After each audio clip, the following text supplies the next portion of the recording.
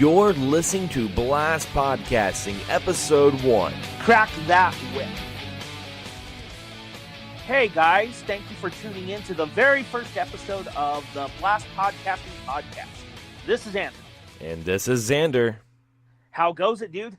It goes really well. Okay, first off, I want to say, before we start this episode, our debut episode, Anthony, it feels so great to hear you on the other side of a podcast. And I thought this would be a great introduction and a way to kind of tell listeners who know us or maybe are new to the game and just meeting us for the first time who we are. So, Anthony, tell the listeners, who are you? Oh, man. Okay, so I am known on YouTube as Magus or MagusX1. There you go. I started my channel back in 2008. Way back then, 10 years ago. Go think of that, Xander. 10 years ago since 2008. That's crazy, right? Yeah, it's insane. So, I know. And anywho, so I did that. I started my channel, and I became very popular in those days. And, you know, I kind of relinquished, and I quit. And I even deleted all my videos recently. But I will, you know, that's more of like, oh, I'm a different person now. These days, I'm focused on writing and doing the occasional YouTube stream and doing a podcast with you because I've been missing the whole podcast scene. And I used to be on another podcast, but I have moved on with my life from those folks, and that's that. So I'm here with you, and we've been talking about this for a long time, Xander, about doing a podcast for several years. Yeah, we really have. I mean, matter of fact, when we get on the phone and we talk to each other, it's like we're being on a podcast. So we thought, what better way than to actually make this into a podcast? And for some of the listeners who don't know who I am, my name's Xander. I'm also a content creator. I've been doing YouTube now for, can you believe it? I've been doing YouTube now for about 6 years, and same with my podcast, Excess Gaming Podcast. I've been doing this for 6 years now. It's insane, since 2012. Congrats, my friend. Indeed, indeed. And, you know, my channel covers everything from video games, from retro to modern reviews, gaming news if it tickles my fancy. I don't report everything on gaming news. I only report on things that interest me. And this is going to be our first episode. And what better way to start our first episode than to talk about a franchise and a gaming series that both of us really enjoy, and that is Castlevania. And I have to ask you, Anthony, if you had to choose one favorite Castlevania, what would it be? God damn, son. I don't know. That's a very difficult question because there's myriad of Castlevanias. I love the whole series. I'm even one of those weird guys that likes Lord of Shadow. I like that game. Okay, this is something good to talk about because I like Lord of the Shadows too, and we're going to get more into the Castlevania lore when we talk about the new Netflix series, the season 2, and this will actually be a chance for us to actually talk about the series as a whole. But Lord of the Shadows is like one of those kind of games that it doesn't follow the Castlevania lore, the Igarashi timeline. And I always look at it as like an alternate universe Castlevania. We see it a lot with comics. Like, take an example, like, correct me if I'm wrong, because you are the comic guru of this podcast. But, like, Old Man Logan. Old Man Logan is not canon with X-Men. Am I correct? Right. Yeah, you are correct. So I mean, like, that's kind of how I look at Lords of Shadow. Now, what do you think about Lords of Shadow 2? Because I absolutely hated that one. I never played it, and I think I did a good choice. I made a very good choice doing that because I've heard it's pretty bad from people that I trust. Yeah, but Lords of Shadow 1, I don't know. People like to shit on it, and I think that's very unfair. I think it's its own beast, and I think it's worthy of the Castlevania game, but it's a side game. It's not in the main timeline, so I don't see why you need to get really bothered by it. You know what I mean? Yeah. I mean, they took a lot of things that lore and made it their own. And, of course, this was also a game that, the first one anyway, that was produced by Hideo Kojima. And, I mean, he did a good job of taking Mercury Steam and took essentially what was just a game called Lords of Shadow. And it's like, hey, let's throw the Castlevania moniker on it and let's make it into a Castlevania game. And, would you say this was probably like one of the games that really utilized and stepped up the whole 3D Castlevania genre? Because, I mean, we have 3 different Castlevania genres. We had the stage-based, Metroidvania, and 3D Vanias. Well, I would say it's the best 3D Castlevania, and I know there are those that like the 2D Castlevania games. The PS2 ones, I should say, the PS2 3D ones, which Yeah. I didn't care for, to be honest. They weren't my cup of tea. And I know that they had the cool Ayami Kojima artwork. Ayami, is that how you ever Yeah, say yeah. it? And that's cool. But I just thought Lords of Shadow did it. And of course, everyone's going to say, well, it's a God of War ripoff. It's a Shadow of Colossus ripoff. What game is not a ripoff of another game? They just tend to do that to a game they don't like. Dude, and yeah. I think that format worked for what they were trying to do with Castlevania. I mean, I'll be honest, man. I remember playing God of War, and I remember playing Rygar on the PS2, playing those two games, and saying to myself, man, I would love a Castlevania like this. This is how I would love a 3D Castlevania. So that's why I loved Lord of Shadows. You know, the story was really, really good. You know, it had big voice actors like Patrick Stewart was in it. You know, it was like, oh my gosh. So, I mean, there was a lot of things that I really did enjoy about Lords of Shadow.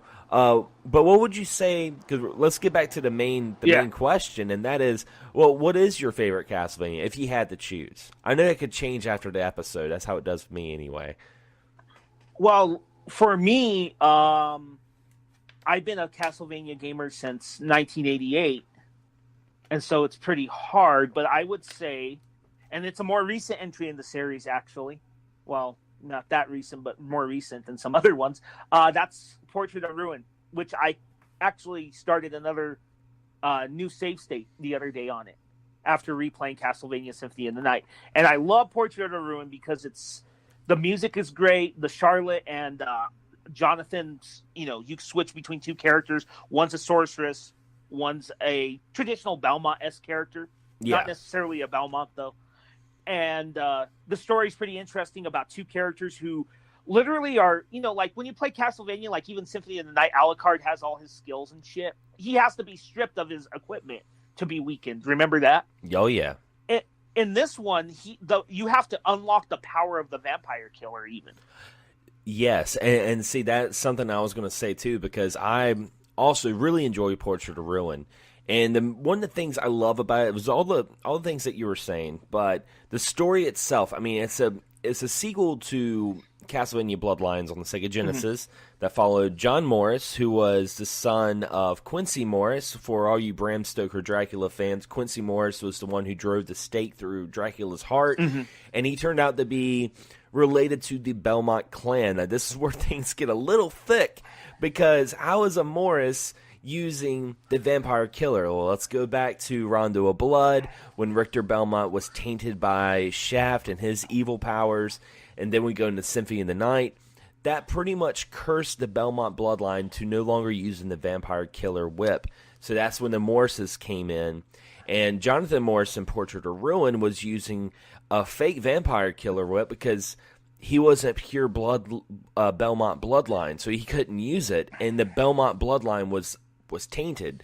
So that's what I really loved about Portrait of Ruin, is that it made things go full circle, and then it gave leeway to what we know is the last battle of the Belmont clan with Dracula, and that is the Battle of 99, which was before Aria of Sorrow, which was a game that we never got.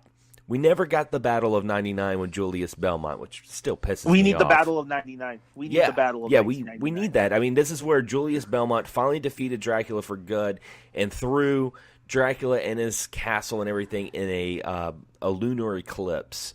And that's when you had Soma Cruz, who pretty much inherited the darkness and the light of Dracula, and that becomes a whole new discussion right there. And that, I mean, holy shit. Well, those, real quick before we move on, those I think those 3 GBA and 3 DS games for me kept the series alive. And I know there's people who, you know, the first two get in the GBA, the first two and the first one on the DS, Dawn of Sorrow, and then I'm thinking Harmony of Dissonance and Circle of the Moon, they kind of get mixed receptions, or downright hatred. And, well, you know, I like them. I like those 2 games. I like all 3 of those games. I don't think they're bad. You know, Harmony of Dissonance has its flaws. Let's not lie to ourselves, but they're good games. I think those 6 handheld titles are exquisite, in my opinion.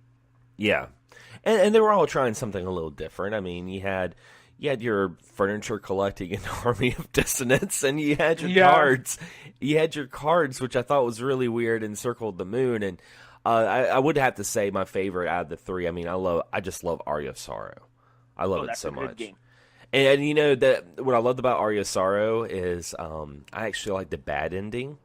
I actually like the bad ending to it because you can get 2 different endings to it. And what I like about the bad ending is Soma Cruz, and spoiler alert in case you've never played Aria of Sorrow, but this is the bad ending.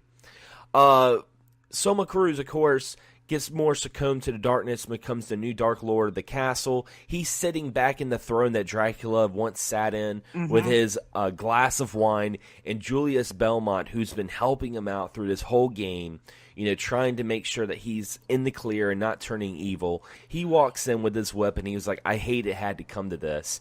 And Soma Cruz throws his wine glass on the ground, very reminiscent of Dracula in Symphony of the Night. And I fucking love that ending. Yeah, that ending's dope. Yeah, because his hair's all messed, like Soma's hair's all messed up. He looks all evil, and you're like, holy shit, this could be like a whole new era of Castlevania where it's no longer Dracula but Soma Cruz, That game is great. I like that game a lot, and I like that ending. I'm with you. And it could have opened up. They could have spun off and made an alternate game in an alternate timeline with that ending. You could. Yeah.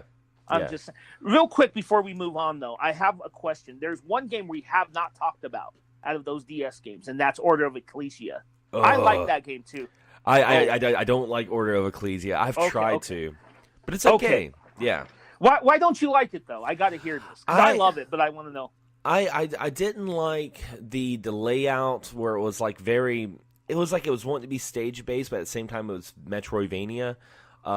The weapon system, I wasn't really a big fan of that. And that damn crab battle, the first boss, pissed me off so much that I put the game down for a long time. And I finally picked it back up. But yeah. To me, maybe I can try to change your mind real quick. Change my mind. Change your mind. You know what I think the game was? I think it was a combination of Dracula's Curse mixed with a little bit of Symphony of the Night. Ah. Like what would make you throw that in there? Like what's some good examples? So I think because if you think about it, the game is actually stage based. Yeah. It is. It really is. But there's alternate paths. And there's that subplot, there's a village in that game. Mm-hmm. We forget about that. There's an actual village you can visit, and you got to save all the townspeople. And if you don't save all the townspeople and you fight Albus, then you get the bad end. One of the bad endings. So one of the things is you could. It's kind of like that, straightforward, but you got to make the choice of saving the townspeople. You save the townspeople, you fight Albus. It's also similar to Symphony of the Night with the reverse castle. Yeah, there's that. So my jurisdiction is I like it because it's a mix of Dracula's Curse and a little bit of Symphony of the Night. Because think about it too, it's a midway boss, and if you defeat him the right way, you get the castle, kind of like in Symphony of the Night. You get the holy goggles, you defeat the shaft orb, and you get the inverse castle instead of just defeating Richter and getting the ending, the bad ending. So. Yeah, I'll definitely have to go back to it. It's one of those games that I don't hate it. Like I don't hate it, but it's just one of those like I could take it or leave it. And I've always wanted to go back to it, and I actually have Order of Ecclesia on my Wii U, so I can actually play it on my TV. And I need to like one day sit down and actually play it because it is the last Igarashi Castlevania. It is. Good point. Yeah, I have that one. I actually have the. And this is weird for me because, as you know, I'm not a physical collector, but I own the physical DS copy of it. I've had it for like a decade. So I think I still have the strategy guide to it. I have like a big box in my closet that's full of like game guides, and I think I bought a strategy guide to Order of Ecclesia. So I always tried to do that. You know what? Just off topic for a quick second, for a random episode for a show, you should go through that strategy guide box. I have some old video game magazines, and that would be kind of a fun episode of like going through those magazines and kind of have some commentary with it. Let's do it. I'm down. Yeah, that'd be awesome. but anyway, back to I agree. Anyway, back to Castlevania. So we've talked about the DS, but there's one question lingering, I'm sure, on everyone's mind, Xander. What is your favorite Castlevania? Okay, I had to put mine in two different categories. I do have a YouTube video, shameless plug, youtube.com/XanderScullion, where I made a top 5 favorite Castlevanias. And if I'm not mistaken, I think my number one in that video, I won't try to stick to it, I believe it's Rondo of Blood. And number 2 would be Symphony of the Night. And actually, number 3 was Portrait of Ruin. But anyway, without giving the whole video away, I like Rondo of Blood because at heart, I love the stage-based Castlevanias. That's what I really liked about the recent release of Bloodstained Curse of the Moon, which is a side game to Ritual of the Night. That's the new Igarashi Kickstarter game. That's what I really liked about Curse of the Moon. That's what I like about Rondo of Blood, is I like stage-based Castlevanias. I like the fact that you had different paths. As a matter of fact, with Castlevania Requiem that just came out, our friend Jason, Black Metal Gamer, was playing it for the first time, and I was watching a live stream, and I was like, hey, go down that pitfall. And he was like, why do I need to go down that pitfall? I'm like, because it opens up another path. And there's like different bosses. Like there's an A boss and a B boss. There's several like hostages that you can rescue. Of course, you can play as Maria, who completely changes the whole game from a classic Castlevania to more of a Contra run and gun sort of Vania, which is really insane. But and the soundtrack, and of course, I just love the story. I love the fact that this shows that the Belmont family is human. That Richter Belmont succumbs to the darkness that, taints the Belmont bloodline. Yeah, I agree. That's a good point. And of course, there's alternate endings, and in some ways, it's also a successor to Dracula's Curse, because there's alternate paths. And if you don't rescue all 3 of the girls, you get the bad ending. Yep. And so I agree with you. Rondo of Blood is a good, really good game. But I do have a question for you concerning that game, though. What's that? Yes, it's an elephant in the room, my friend. How do you feel about the infamous death battle and the infamous shaft battle? Oh God, they're bullshit. they're such bullshit. I mean, and the fact that before you beat the game, you had that whole boss rush mode. It's like you had to defeat all the bosses all over again. And death and shaft. But my thing is like, the only thing I can tell listeners when you're battling shaft and death is to use that fucking backflip jump. A lot of people, I remember when I was when Jason was playing Rondo of Blood, I'm like, hey, hit jump and up and you do a backflip. And he was like, all right, that's cool. What do I want to do that? I'm like, dude, this will help you out later on in the game. It's not just it's not just a fancy mechanic to make him look cool because I have a bad habit of after I beat the boss, I always backflip into the orb. So it looks like, a little action pose of Richter Belmont. I was like, it's not just for that. It's actually got a pretty good purpose to it. So that's what I think. Fuck shaft, fuck death. Fuck both. And that Dracula battle isn't too bad, though. It kind of makes up for it. Yeah, a lot better than Dracula X, which is like the Super Nintendo watered-down port. That Dracula battle is complete bullshit with all those platforms. I hate that. That's one of my least favorite Dracula battles. I cannot stand that battle whatsoever. I agree with you. I completely agree with you. So, real quick, because I know we need to move on, but I have 2 things to say about Rondo of Blood real quick. Okay. One reason I like Rondo of Blood 2, although I agree with you, I have beaten the original TG16 game, or PC Engine, whatever the fuck you want to call it.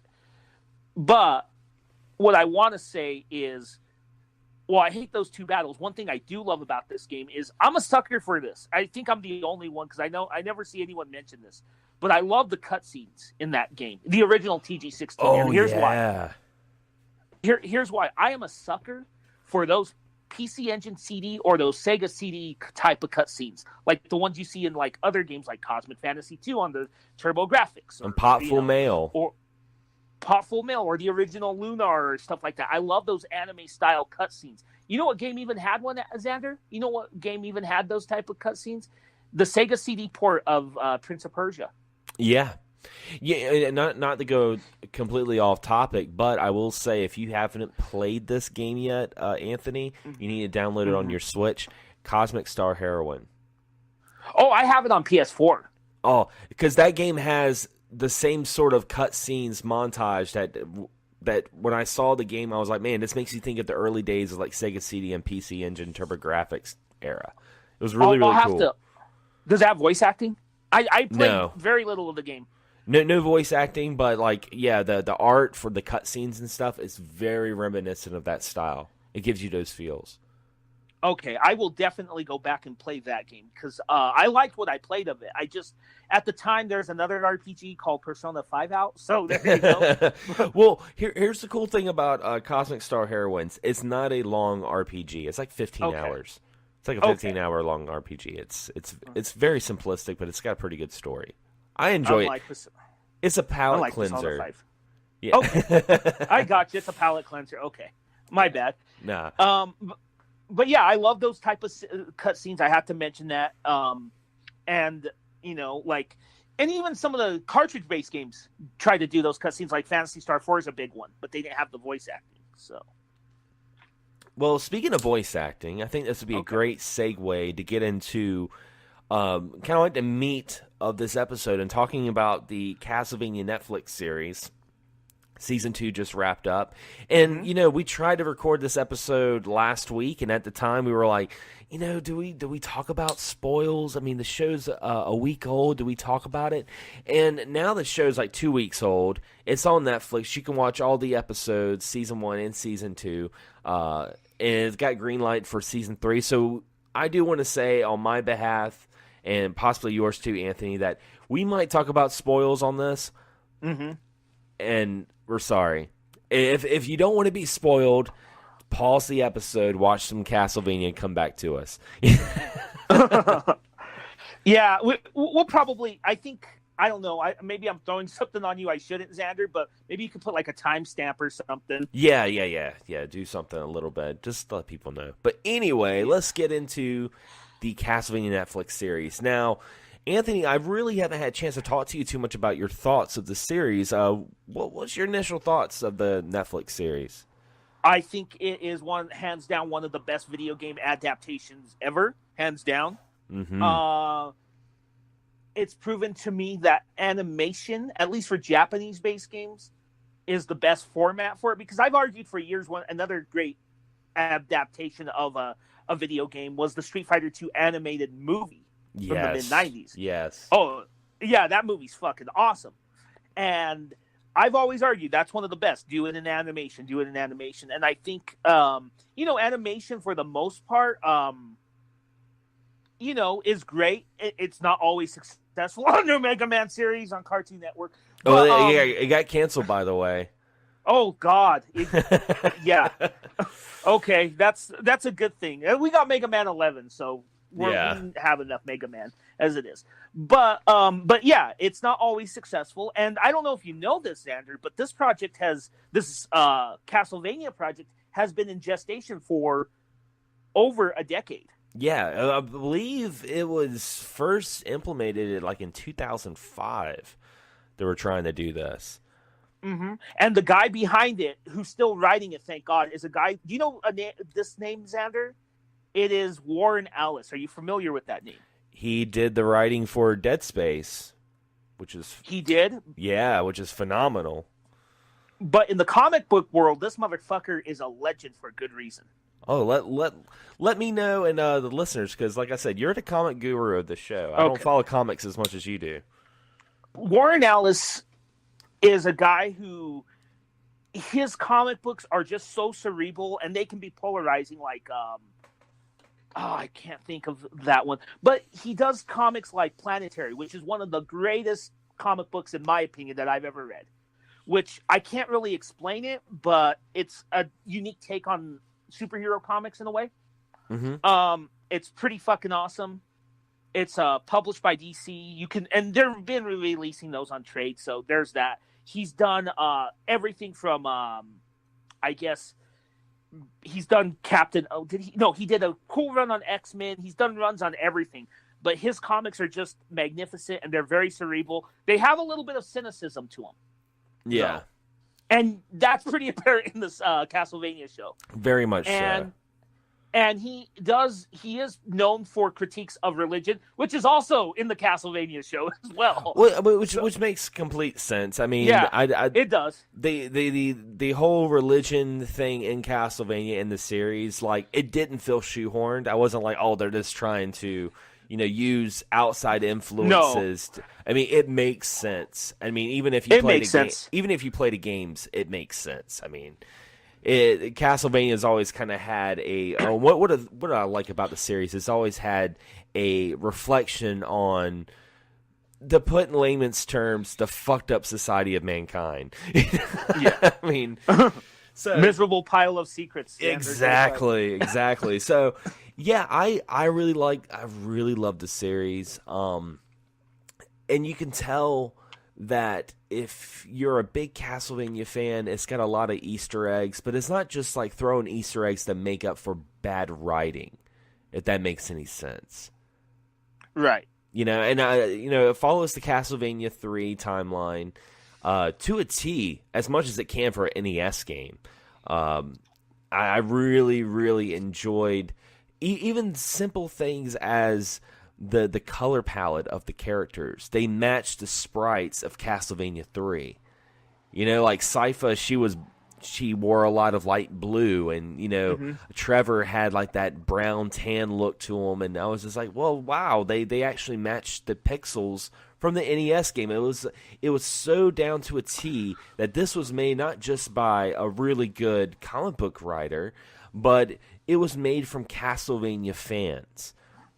That knew their shit, and that was the thing. And yeah, it was originally going to be a straight to DVD movie back in 2005. Yeah. And thank goodness, even though I don't really watch it, but thank goodness for shows like Game of Thrones, because Game of Thrones really gave birth to, hey, we can make a television show on a fantasy-style setting like Lord of the Rings, and people will like it. And that's what kind of gave the whole drive the Castlevania series. And believe it or not, the animation team behind the Castlevania series are the same folks who did Fairly Odd Parents and Adventure Time. Isn't that that's freaking crazy? Because the art style is like very reminiscent of like Berserker and Ninja Scroll. It's got that old school anime to it, That's a couple things real quick to respond to you. Number one, going to the look of the series, I was telling my best friend recently that he should watch it because we grew up with anime in the mid-90s, right? We started to watch a lot of anime back then. And to be frank, anime was very different then. It was different 10 years ago. It was different 15 years ago. And I'll be honest, while I still like anime, I'm not a big fan of modern stuff. I sound like, get off my porch shit. But that's just... yelling at clouds. But I think the anime... Get off my grass. No. But here's my thing with it. It reminds me of those animes that I grew up with. And you nailed it. It's like Vampire D. Vampire D, or what was it? Ninja Scroll's a great comparison. Yeah. Vampire D, Bloodlust is an even, just as good comparison. Just that sort of like when anime was, in a way, when we were getting it here, we thought it was a more mature form of animation. It's not necessarily looked at that in that same way anymore. Would you agree, Xander? Yeah, it's very, very different. I mean, back then with anime, it was so, and all pun intended, it was so foreign that I remember seeing like sci-fi infomercial ads of mail orders to get a copy of Akira. Japanimation, This is not for kids. Or my big thing with anime, going to the Sci-Fi Channel, you just reminded me, was what got me into anime. One of the big things was Sci-Fi Channel's Saturday morning anime. Yeah. I used to watch that shit religiously. And they showed stuff like that. And another obscure one is 8 Men After. And a lot of those are like this Castlevania series. Because quite frankly, I don't see that anymore from Japanese anime. If I'm wrong, because I'll be honest, I don't follow anime. So if someone knows of anime similar to that, let me know. Yeah. But what I'm saying here is Castlevania kind of cleans that, it scratches that itch is what I'm trying to say. Clean Yeah. that itch. What the fuck? No, it really does. It's just the epitome of a really good show because it captures the feeling and love of Castlevania. Like I said, you can tell they did their homework. They knew what they were talking about. You could tell really early in the show that I'm a big buff when it comes to the Castlevania lore, and there were things that were happening. I'm like, okay, this makes sense. All right, this is going to happen. Oh my God! They showed Isaac and Hector, from Curse of Darkness. They showed so much of stuff, and it was like they had that, and then they also just had this great animation and great story writing. And well, let's get into a little bit of season 2 talk. So, what did you think about the changes they did to Hector and Isaac?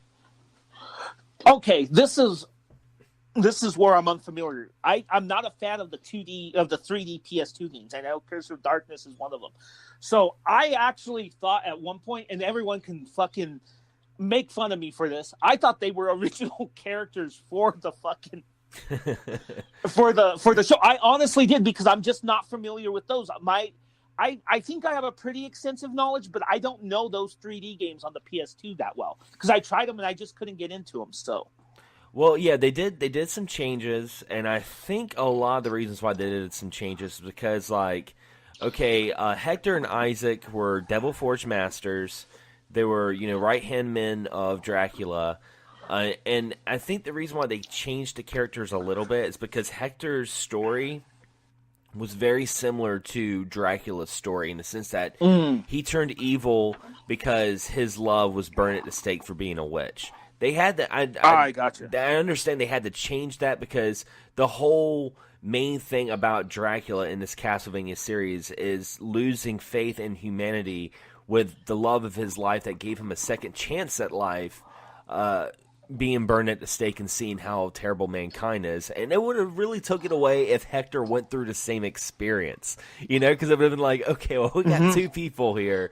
And it would have took a little bit of the essence of what it is. And of course, Isaac, he's completely different in season 2. He's like more of African descent.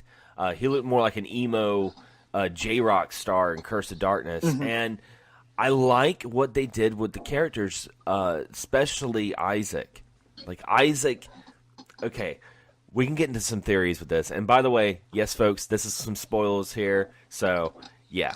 But anyway, so I have a theory on Isaac. I think Isaac is going to become Death. Oh, because Death wasn't in the series, huh? Right, and Death is the right-hand man of Dracula. If you think about the games, a lot of the reasons why Dracula comes back is because of Death. Now, Dracula, of course, does get killed in Season 2. I was expecting people to get upset about that. Like, oh, now Dracula's dead. How's this going to happen? I'm like, dude, Dracula always comes back. What are you talking about? Yeah, that's what. If you know Castlevania, he's gonna show up again. That's why it upset me. It's like, oh, he'll regenerate for a couple hundred years and whatever. Yeah. Or, like in Symphony of Night, get wakened early by some mishaps. So there you go. And see, that's what I'm thinking about because, like, see, here's the end scene. The end scene in season 2 when Alucard threw the stake through Dracula, and he was turning into ash, and it looked like he was coming towards Alucard like he was going to hug him, and then fucking Trevor cuts his fucking head off. I was like, well, there's that. I mean, I think he was trying to hug his son, you dick. But like, well, Trevor is a dick in this show. Oh yeah, which he was a dick in Curse of Darkness too. But the thing about it is like, it almost makes you think that Isaac is going to become Death at this point, and he's going to bring back Dracula. And it's almost like, I think if Dracula was to come back, because he kind of was getting his humanity back when he realized he was fighting his son.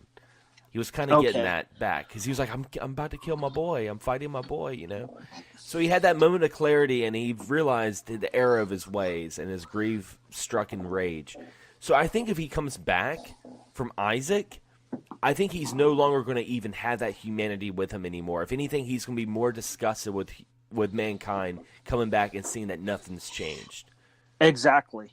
It's kind of funny that you're mentioning all this because with the humanity, because I got to go into the games for just a second, okay? But we'll go to the show. It links to the show.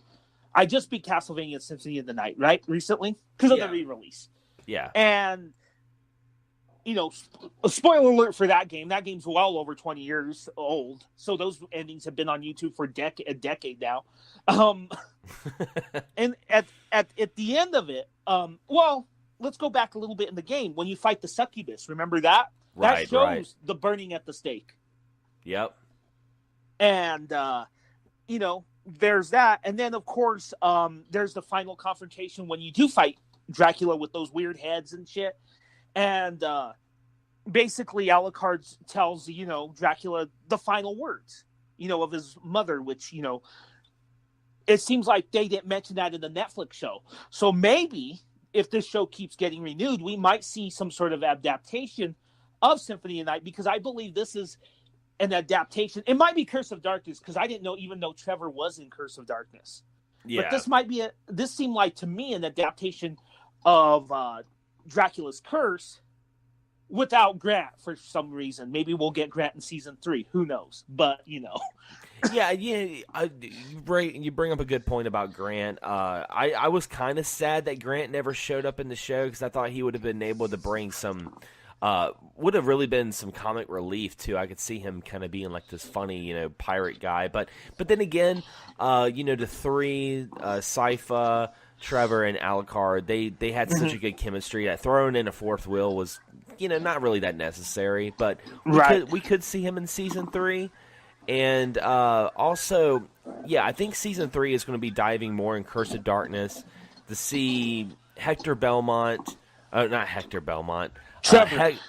Seeing Trevor Belmont and Sypha and the Hector, the Devil Forge Master, betraying Carmilla and joining their side, because you got to remember, we have Alucard now sitting at the castle. He is definitely not going to be in season 3, and I think Hector is going to fill in that gap of Alucard. Okay. And then we have, you know, Isaac, who is going to be the main antagonist, and that's really what I think is going to happen. That's what I really think is going to happen. So we're going to have Hector as the main antagonist? No, Isaac. Isaac. Okay. And those guys, like you said, are from Curse of Darkness. Now, what role do they play in Curse of Darkness? Because, again, I'm not familiar. Well, you said they were Devil Forge Masters, but do they become like a main boss at the end, or what? Not necessarily. I mean, you play as Hector in Curse of Darkness, and that's why I think he's going to become, you know, a new hero. He's going to fill in the gap of Alucard, because Alucard's, you know, he's watching over the castle. And, you know, you play as Hector, and you're fighting Isaac in Curse of Darkness. And, I mean, that's one of the main reasons why I think that it's going to really go towards Curse of Darkness. It was pointing a lot of that. And they're going in their own direction with it, because it's not following the game to a T at this point, which I'm perfectly okay with. Because, you know, the first and second season followed Castlevania 3 to a T so much that by the time season 1 was over, I was already predicting season 2. I'm like, oh, okay, well, if they do this the way they're supposed to, we're going to see Hector and Isaac. And sure enough, we saw Hector and Isaac. But they threw a curveball on me and changed them a little bit. And I'm like, you know what, this is cool, because even though it's a little different, it's not predictable. Like, I don't want it to be predictable. Nothing wrong with it being different, too, because let's be honest, there's big gaps in the Castlevania timeline. At least I think there is. Yeah, and you can get away with more, so... Yeah, and I mean, like, if this show does well, I could see them doing more seasons on more Belmonts. One of the things I could see them doing that I don't even think some Castlevania fans would even bat an eye out, I should say, is, you know, obviously Sypha and Trevor have a romance. Obviously, they're going to have a kid. Now, technically, their kid's supposed to be Christopher Belmont. Technically. Okay.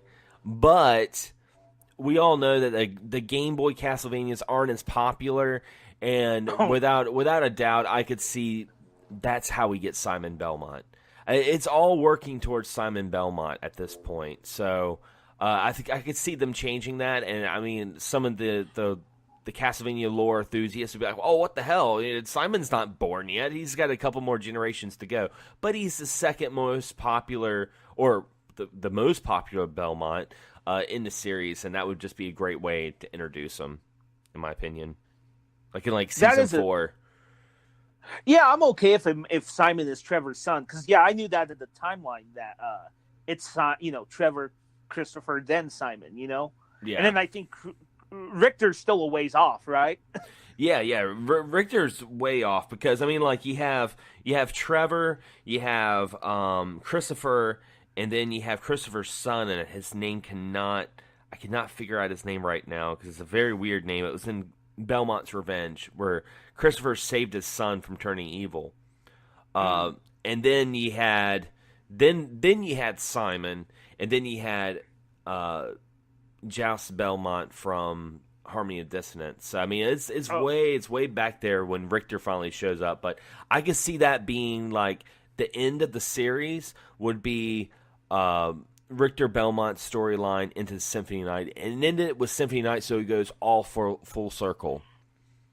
Yeah, because after Symphony of the Night, the games after that, they're not Belmont heavy. Right. Because Order of Ecclesia takes place, I think, about not long after Symphony of the Night. It's not set long afterwards. Right. Yeah. And I can't believe I forgot her name, but you play as that girl, and she's not a Belmont. I don't think you really see a full on Belmont person until Julius, and I don't know how that works. So. Yeah. But anyway, back to the show though. I'll say what's cool is with all the demons and such, it's cool seeing the different monsters that you see in the game. Like one thing, and I know this was I think one of the early episodes of season 2, they showed, and I forget their name, but the first boss that you fight in Symphony of the Night, they showed those two guys together. Yeah, that was, dude, I saw that and I'm like, oh, look at these guys. I know these guys. Yeah, even the Birdman thing had his fucking trident and shit. So I thought that was pretty cool.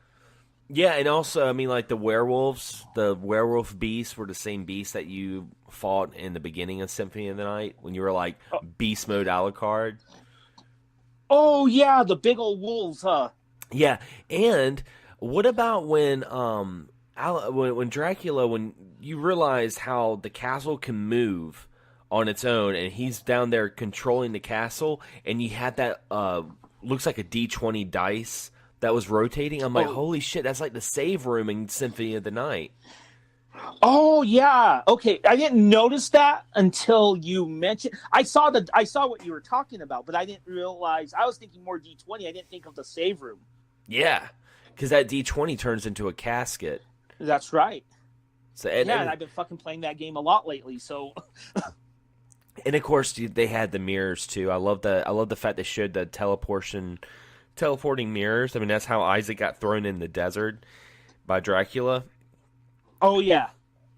So yeah, I mean, the references are just the Paramount. Oh yeah. Let's go to season 1. The Cyclops. Yeah. Yeah, the Cyclops fight in season 1, and season 1 was just such a blue baller, man, because it's like 2 hours long, and by the time it was over, I'm like, oh, okay, I want to see more. Can I see more, please? I waited. I didn't watch the series until recently, like season 1, because I heard about that, and I'm glad I did, because to me, I think season 1 and 2 should be one season. Oh yeah, they should have been released together. Like they should have released it like now. Yeah, all together, in my opinion, as season 1, as a 12-episode season. Yeah, that makes perfect sense. Because season 1 it was just setup. It was like we have setup, and it seemed like, what's the point of this? But season 2 more than makes up for it, though. Oh yeah. Yeah, definitely. Now we're getting short on time. It's crazy to think that our first episode, we could talk all freaking day about Castlevania. I think this is a good idea for the first episode. But before we close the show, let's get into some plugs a little bit, where people can find us. Now, if you're listening to Blast Podcasting right now. Chances are you're probably listening on Podbean. If not, we're on there. Pretty soon we're going to be on iTunes and Google Play and Stitcher. And also, the show's also on both our YouTube channels. So, with that being said, Anthony, where can our listeners find your YouTube channel? It's youtube.com/user/MagusX1. There's not much on there at the moment, but I plan on changing that a little bit. And then, of course, episodes of this will be on my channel as well as yours. And then we'll have a Blast podcasting channel. Exactly, yeah. And yeah, guys, my YouTube channel is youtube.com/XanderScullion. And I also host another podcast, bi-weekly podcast, XS Gaming Podcast with my co-host James Gruesome. And Anthony, yeah, you've been on the podcast a couple of times too. Yeah. And I'm sure I'll be back on someday because I like James. Indeed. Well, guys, this concludes the first episode of Blast Podcasting. And again, guys, stay tuned. Make sure you hit the notifications on whatever platform you're listening to because we are definitely coming back very soon. Anyway, guys, as always, thanks for listening and happy gaming.